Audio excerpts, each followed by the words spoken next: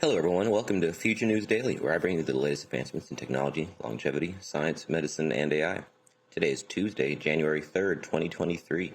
Don't forget to like, subscribe, and hit the notification bells. With that being said, let's get started.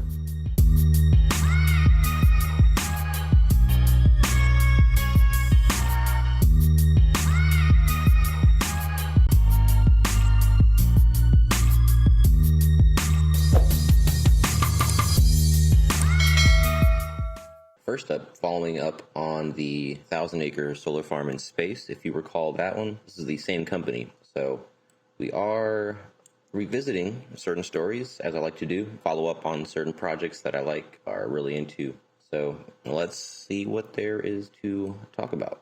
In January 2023, which is this month, the Caltech Space Solar Power Project, or SSPP, is poised to launch into orbit a prototype dubbed the Space Solar Power Demonstrator, which will test several key components of an ambitious plan to harvest solar power in space and beam the energy back to Earth. Space solar power provides a way to tap into the practically unlimited supply of solar energy in outer space, where the energy is constantly available without being subject to the cycles of day and night, seasons, and cloud cover. The launch, currently slated for early January, represents a major milestone in the project and promises to make what was once science fiction a reality. When fully realized, the SSPP will deploy a constellation of modular spacecraft that collect sunlight, transform it into electricity, then wirelessly transmit that electricity over long distances wherever it is needed, including to places that currently have no access to reliable power. A momentous Virovor spacecraft carried aboard a SpaceX rocket on the Transporter 6 mission will carry the 50-kilogram SSPD to space. It consists of three main experiments, each tasked with testing a different key technology of the project. DULCE, short for Deployable On-Orbit Ultra-Light Composite Experiment, which is a structure measuring 6 feet by 6 feet that demonstrates the architecture, packaging, scheme, and deployment mechanisms of the modular spacecraft that would eventually make up a kilometer-scale constellation forming a power station. The next part is ALBA, a collection of 22 different types of photovoltaic PV cells, the solar panel cells, to enable a assessment of the types of cells that are the most effective in the punishing environment of space. Thirdly, MAPLE, short for Microwave Array for Power Transfer Low Orbit Experiment, which is an array of flexible, lightweight microwave power transmitters with precise timing control focusing the power selectively on two different receivers to demonstrate wireless power transmission at distance in space. An additional fourth component of SSPD is a box of electronics that interfaces with the Virovor computer and controls the three experiments. SSPP got its start in 2011 after philanthropist Donald Bren, chairman of Irvine Company and a lifetime member of the Caltech Board of Trustees, learned about the potential for space-based solar energy manufacturing in an article in the magazine Popular Science. Intrigued by the potential for space solar power, Bren approached Caltech's then-president, Jean-Louis Chameau, if I mispronounced that, to discuss the creation of space-based solar power research project. In 2013, Bren and his wife, Brigitte Bren, a Caltech trustee, agreed to make the donation to fund the project. The first of the donations, which will eventually exceed $100 million, was made that year through the Donald Bren Foundation, and the research began.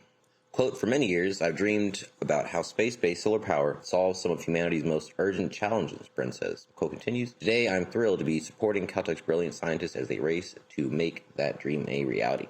So the rocket will take approximately 10 minutes to reach its desired altitude. The momentous spacecraft will then be deployed from the rocket into orbit. The Caltech team on Earth plans to start running their experiments on the SSPD within a few weeks of the launch, so we should know this is working within the month. Some elements of the test will be conducted quickly. Quote, "We plan to command the deployment of the DULCE within days of getting access to SSPD from Momentus. We should know right away if DULCE works," says Sergio Pellegrino, Caltech's Joyce and Kent Professor of Aerospace and Professor of Civil Engineering and co-director of SSPP. Pellegrino is also a senior research scientist at JPL, which Caltech manages for NASA. Other elements will require more time. The collection of photovoltaics will need up to 6 months of testing to give new insights into what type of photovoltaic technology will be best for this application. MAPLE involves a series of experiments from an initial function verification to an evaluation of the performance of the system under different environments over time. Meanwhile, 2 cameras on deployable booms mounted on DULCE and additional cameras on the electronics box will monitor the experiment's progress and steam feedback to Earth. The SSPP team hopes that they will have a full assessment of the SSPD's performance within a few months of the launch. Numerous challenges remain. Nothing about conducting an experiment in space, from the launch to the deployment of the spacecraft to the operation of the SSPD, is guaranteed. But regardless of what happens, the sheer ability to create a space-worthy prototype represents a significant achievement by the SSPP team. Quote, no matter what happens, this prototype is a major step forward, says Ali Hajimiri, Caltech's Bren Professor of Electrical Engineering and Medical Engineering and co-director of SSPP.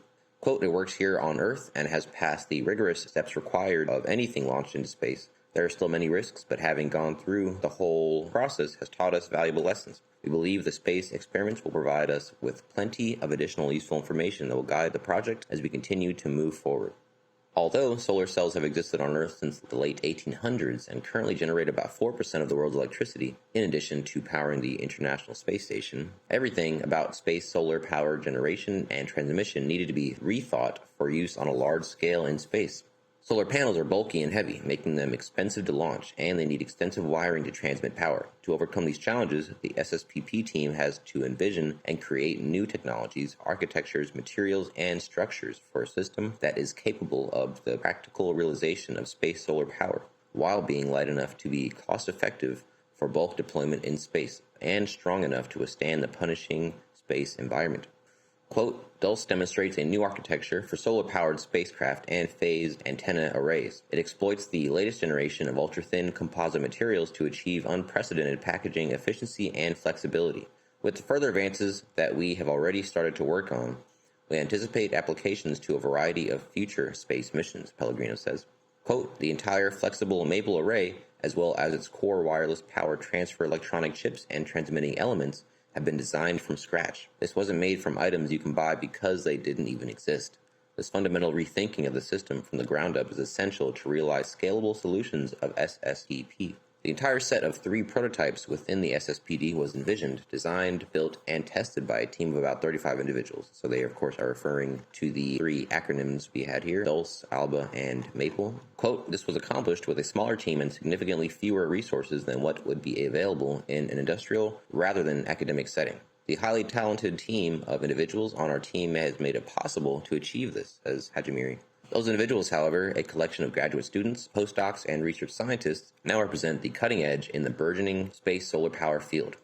Quote, we're creating the next generation of space engineers, says SSPP research Harry A. Atwater, Caltech's Otis Booth Leadership Chair of the Division of Engineering and Applied Science and the Howard Hughes Professor of Applied Physics and Material Science and Director of the Liquid Sunlight Alliance, a research institute dedicated to using sunlight to make liquid products that could be used for industrial chemicals, fuels, and building materials or products. So it seems like a similar line of work there. Success or failure from the 3 test beds will be measured in a variety of ways. The most important test for Dulce is that the structure completely deploys from its folded-up configuration into its open configuration. For Alba, a successful test will provide an assessment of which photovoltaic cells operate with maximum efficiency and resiliency. Maple's goal is to demonstrate selective free space power transmission to different specific targets on demand. Quote, many times we asked colleagues at JPL and in the Southern California space industry for advice about the design and test procedures that are used to develop successful missions. We tried to reduce the risk of failure even though the deployment of entirely new technologies is inherently a risky process, says Pellegrino.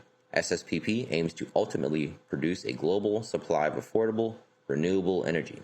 A very commending mission, I would say. Still loving this project. We're going to hear about this more, I already know. So by the end of the month, maybe we'll hear if the first part, the Dulce, was successful. And then in the following few months, we should hear about the rest of it. It's very promising. Yeah, moving on. So this is kind of interesting. Scientists discover first instance of Virovor, where an organism feeds on a virus for growth. So different from carnivory or herbivory, this is Virovor, where they feed on viruses. That's the first one I've ever heard of this. So it starts off. Our ecosystems are made up of herbivores, carnivores, and omnivores, all tangled up in a convoluted and intricate web that somehow works. But if you think food webs among macroorganisms like plants and animals are complicated, wait until you hear about foraging patterns in the microbial world. While smaller organisms like algae and bacteria have always been on the menu, scientists have wondered if any species that have evolved to eat viruses as well. Considering how these pesky organisms have invaded every nook and cranny of our world, they were bound to be eaten, if only accidentally. But what John DeLong from the University of Nebraska-Lincoln wanted to see was if any microbe actively sought out these viruses, and if feeding on them could actually contribute to its growth. Viruses are rich in nucleic acids, meaning they contain a lot of nitrogen and phosphorus. And if you paid attention to your biology lessons in school, I did not, you must know how essential these minerals are for cell growth and metabolism. So, in microbial terms, this snack is as nutritious as a leafy green salad. Quote, everything should want to eat them, so many things will eat anything they can get a hold of. Surely something would have learned how to eat these really good raw materials, wondered DeLong. So here comes laying the trap. Now that the question has been posed, all that remained was to test the hypothesis. DeLong and his team collected pond water and isolated different microbes before adding in large amounts of chlorovirus, a freshwater virus that affects green algae. No other food sources were added to the sample. Then, the team tracked the population sizes of the virus and the other organisms to see whether the latter was eating the former. In what must have surely been a eureka moment for the team, they found that one particular microbe, a ciliate known as Halteria, seemed to be snacking on the viruses. Halteria populations grew by roughly 15 times in just 2 days, even in the absence of other food, while the chlorovirus levels dropped 100-fold. In control samples without the virus, Halteria didn't grow at all. Follow-up tests involved tagging the chlorovirus DNA with fluorescent dye, and this led to the Halteria cells glowing, confirming that the Halteria was indeed consuming the virus. This experiment has proven how the newly coined term Virovor can now take its place among herbivory, carnivory, etc., with Halteria crowned the first known Virovor. So remember that name, Halteria. Future research will, of course, entail further investigating of the phenomenon and its effects on food webs and the larger systems like the carbon cycle. So, the first of its field, the first Virovor. That is quite groundbreaking news. Yeah, I'm sure we'll hear more about all of this. Who knows? There are going to be some people now who decide to dedicate their whole lives to this. A lot to be discovered there. Moving on. UCLA breakthrough could lead to more durable, less expensive solar cells. So, kind of pairing right over into the Caltech article, maybe they could do some partnering there. So, using enhanced halide perovskite in place of silicon could produce less expensive devices that stand up better to light and heat. Amid all the efforts to convert the nation's energy supply to renewable sources, solar power still accounts for a little less than 3% of electricity generated in the U.S., in part because of the relatively high cost to produce solar cells. One way to lower the cost of production would be to develop solar cells that use less expensive material than today's silicone-based models. To achieve that, some engineers have zeroed in on halide perovskite, a type of human-made material with repeating crystal shapes like cubes. In theory, perovskite-based solar cells could be made with raw materials that cost less and are more readily available than silicone. They also could be produced using less energy and a simpler manufacturing process. But so far, a stumbling block has been that perovskite breaks down with exposure to light and heat, which is particularly problematic for devices meant to generate energy from the sun, of course. An international research collaboration led by UCLA has developed a way to use perovskite in solar cells while protecting it from the conditions that cause it to deteriorate. In a study that was published recently in Nature Materials, the scientists added small quantities of ions, which are electrically charged atoms, of a metal called neodymium directly to perovskite. They found not only that the augmented perovskite was much more durable when exposed to light and heat, but also that it converted light to electricity more efficiently. Quote, renewable energy is critically important, said corresponding author Yang, the Carol and Lawrence E. Tanis, Jr. Professor of Engineering at the UCLA Samuele School of Engineering. Quote, perovskite will be a game changer because it can be mass-produced in a way silicone cannot, and we've identified an additive that will make the material better. Halide perovskite's ability to convert light to electricity is due to the way its molecules form a repeating grid of cubes. That structure is held together by bonds between ions with opposite charges. But light and heat tend to cause negatively charged ions to pop out of the perovskite, which damages the crystal structure and diminishes the material's energy converting properties. Some diagrams here showing the structure of an unaltered perovskite molecule on the left, with iodine ions, the purple dots, migrating away, and a perovskite molecule with neodymium ions in red added to help retain iodine ions. Neodymium is commonly used in microphones, speakers, lasers, and decorative glass. Its ions are just the right size to nestle within a cubic perovskite crystal, and they carry 3 positive charges, which the scientists hypothesized would help hold negatively charged ions in place. The researchers added about 8 neodymium ions for every 10,000 molecules of perovskite, and then tested the material's performance in solar cells. Working at a maximum power and exposed to continuous light for more than 1,000 hours, A solar cell using the augmented perovskite retained about 93% of its efficiency in converting light to electricity. In contrast, a solar cell using standard perovskite lost half of its power conversion efficiency after 300 hours under the same conditions. The team also shined continuous light on solar cells without any equipment drawing power, which accelerates the degradation of perovskite.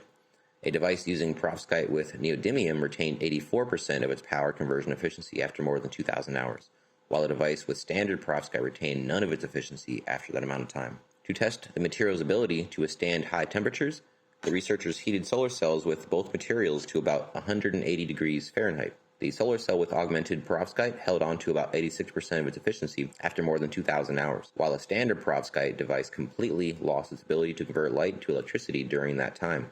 In many previous studies aimed at making perovskite more durable, researchers have experimented with adding protective layers to the material, but that has largely failed, unfortunately.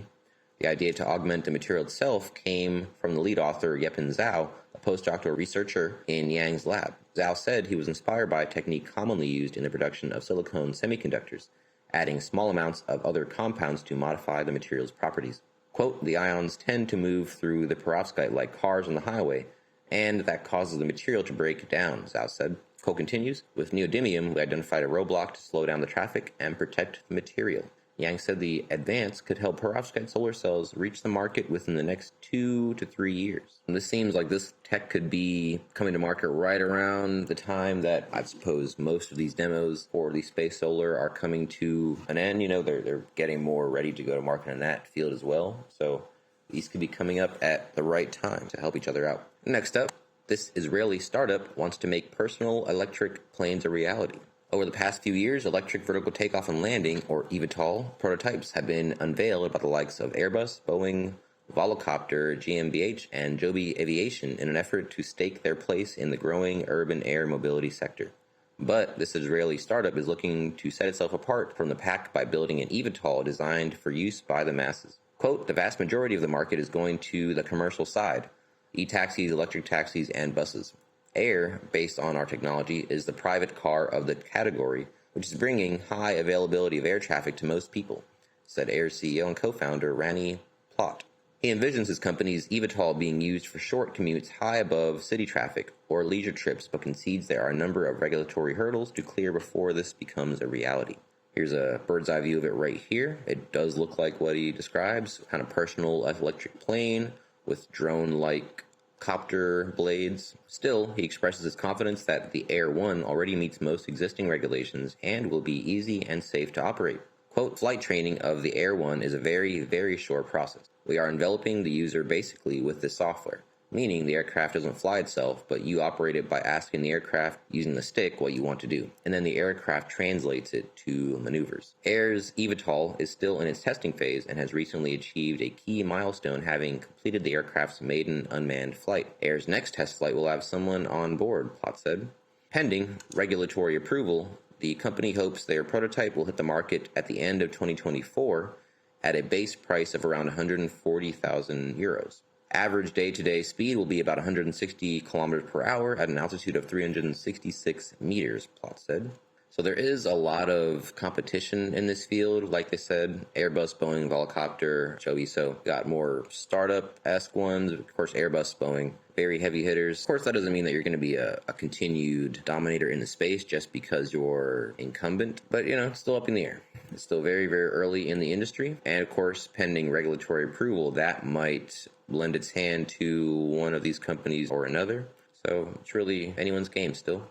Anyway, last up for you guys today, MIT's zero electricity cooling system could tackle the hottest regions of the world. So the fact that as the Earth warms, the technology needed by humans to stay cool will only make the environment hotter is one of the great ironies of climate change. The number of energy-intensive air conditioning systems is projected to quadruple to 14 billion by 2050, putting a strain on existing power grids. Better yet, the increase in cooling alone will account for a 0.5 degrees Celsius rise in global temperatures, according to the World Economic Forum.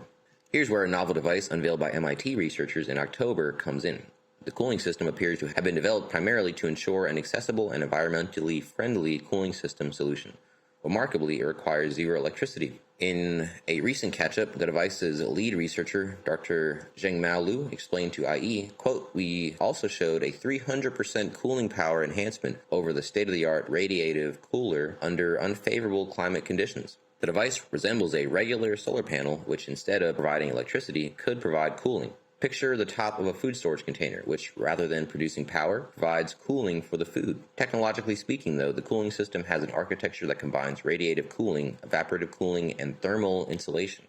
Liu explained that it, quote, "reached lower temperatures than traditional evaporative cooling while using much less water." And talking about water, the device only needs a relatively tiny amount of it for maintenance, so it can carry out evaporation. This would need to be added once a month in wetter locations and once every 4 days in the hottest, driest regions. Quote, "Our research has significant implications for energy-efficient cooling of buildings and perishable goods, particularly in areas with hot and humid climates." So, very nice. But that is the last article I have for you today. Don't forget this video is for educational purposes only. I will never recommend any investments, solicit your time or money, attempt to contact you on any other platform, or own any rights to the information within this content. With that being said, thanks for tuning in, and I will see you in the next one.